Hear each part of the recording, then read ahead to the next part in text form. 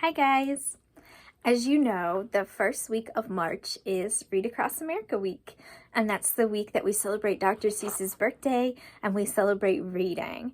So we need to read a Dr. Seuss book this week. The one I chose is one of my favorites. It's called The Butter Battle Book by Dr. Seuss.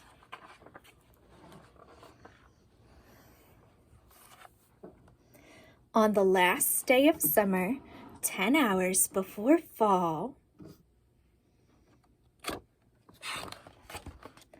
my grandfather took me out to the wall.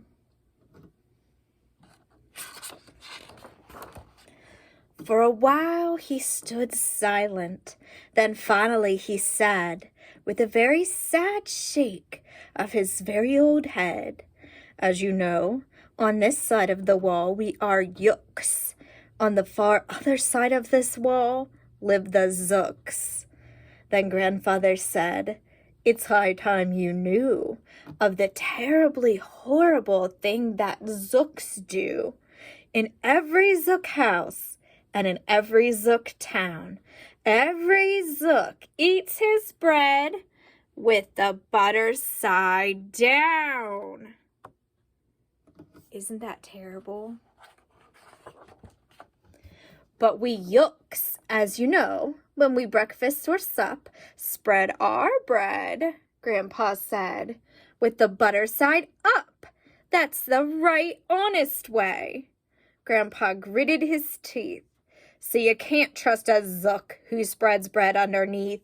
Every Zook must be watched. He has kinks in his soul. That's why, as a youth, I made watching my goal. Watching Zooks for my Zook watching border patrol.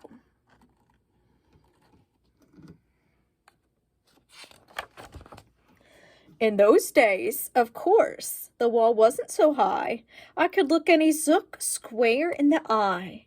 If he dared to come close, I would give him a twitch with my tufted, prickly snickberry switch. For a while, that worked fine. All the Zooks stayed away, and our country was safe. Then, one terrible day, a very rude Zook by the name of Vanich snuck up and slingshotted my snickberry switch. How rude.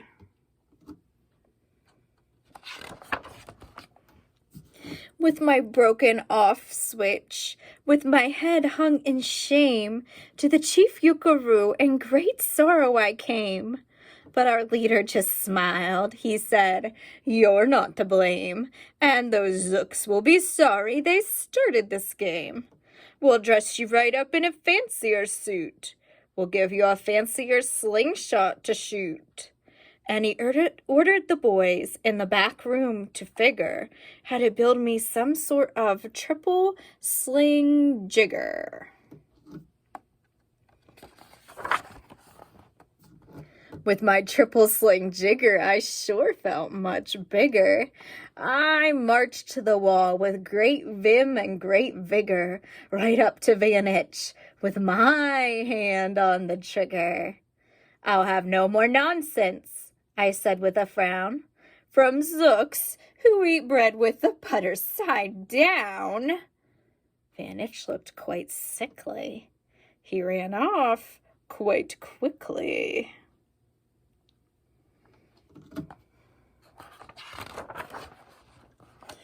I'm unhappy to say he came back the next day in a spiffy new suit with a big new machine, and he snarled as he said, looking frightfully mean, "You may fling those hard rocks with your triple sling jigger, but I also have my hand on a trigger.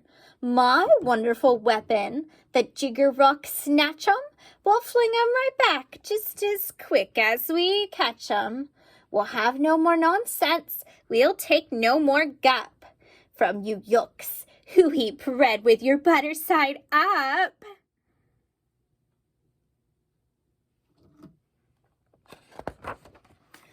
I have failed, sir, I sobbed as I made my report to the chief Yukaroo in the headquarters fort. He just laughed. "Ha, you've done nothing at all of the sort. Our slingshots have failed. That's old-fashioned stuff. Slingshots, dear boy, are not modern enough. All we need is some newfangled kind of gun. My boys in the back room have already begun to think up a walloping whiz-singer one. They're on the right track. They'll think up one quick, and we'll send you right back." Wonder what they'll make. They thought up a great one. They certainly did. They thought up a gun called a Kickapoo Kid, which they loaded with powerful poo-a-doo powder and ants' eggs and bees' legs and dried fried clam chowder. And they carefully trained a real smart dog named Daniel to serve as our country's first gun-toting spaniel. Then Daniel, the Kickapoo Spaniel, and I marched back toward the wall with our heads held up high, while everyone cheered and their cheers filled the sky. Fight, fight, butter side up, do or die. Do you think he'll win this time? Well, we didn't do. We didn't quite die, but we sure did get worsted, poor Daniel and I. Van Nitch was there too, and he said, "The old pig. My boys in my back room invented this rig called the 8-nozzle elephant-toted boom blitz. It shoots high explosive sour cherry stone pits. It will put your dumb Kickapoo Kid on the fritz." Poor Daniel and I were scared out of our wits.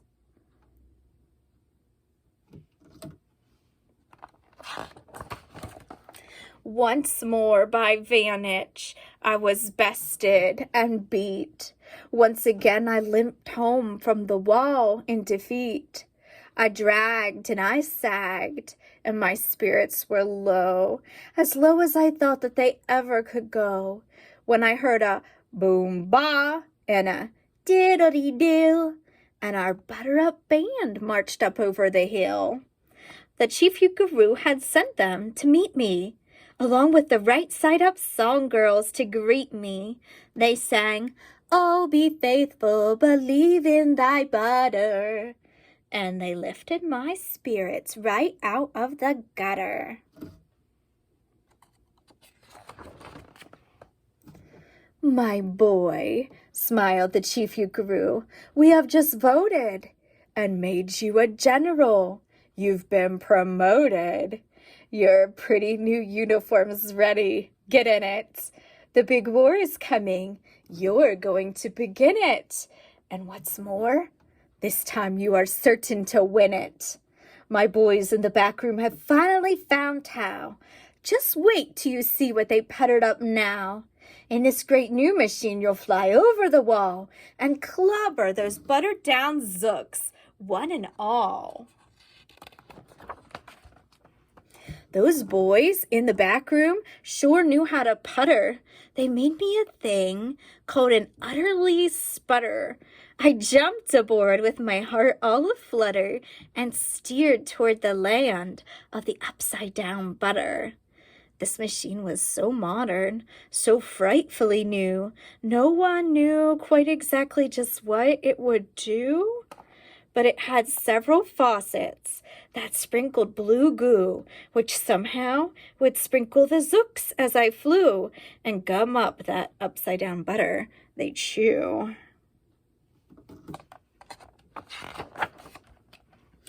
I was racing pell-mell when I heard a voice yell, "If you sprinkle us zooks, you'll get sprinkled as well."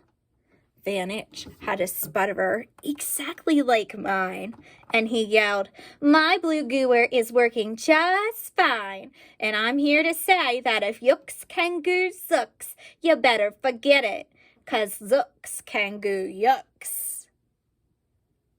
How do you think they got the exact same thing? Do you think they're spying on each other? It's pretty suspicious.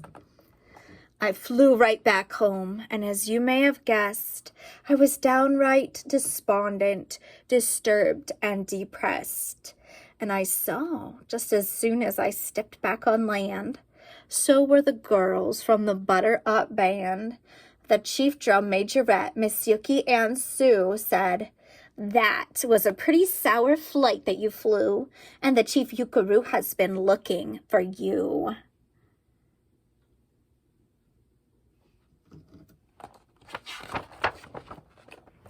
I raced to his office. The place was a sight. "Have no fear," said the chief.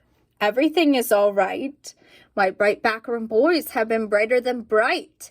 They brought up a gadget that's newer than new. It is filled with mysterious moo-lacka-moo. It can blow all those zooks clear to Salamagoo. They've invented the Bitsy Big Boy Bombaroo. You just run to that wall like a nice little man. Drop this bomb on the zooks just as fast as you can. I have ordered all yooks to stay safe underground while the Bitsy Big Boy Bombaroo is around."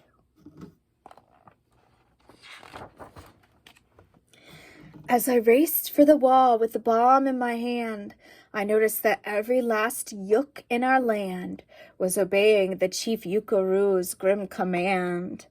They were all bravely marching with banners aflutter down a hole for their country and right side up butter.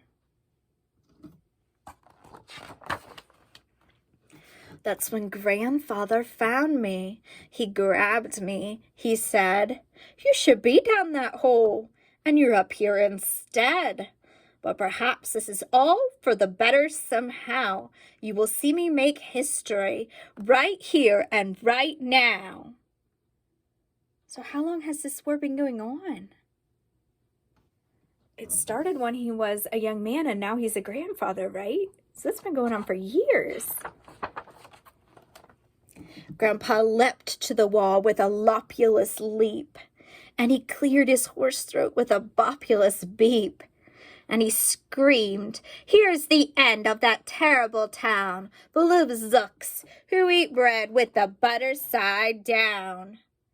And at that very instant, we heard a clop, clop of feet on the wall, and old Van Itch clopped up. The boys in his back room had made him one too. In his fist was another big boy bombaroo. "I'll blow you," he yelled, "into pork and wee beans. I'll butter side up you to small smithereens."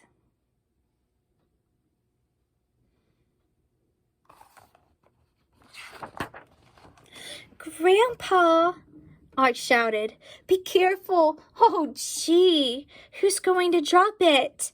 Will you? Or will he?" "Be patient," said Grandpa. "We'll see. We will see." And guess what? That's the end. What do you think's gonna happen? Dr. Seuss doesn't say, so we can kind of like think of our own ending. Maybe one of them will drop it. Maybe they'll both go back and make a new weapon like they've been doing.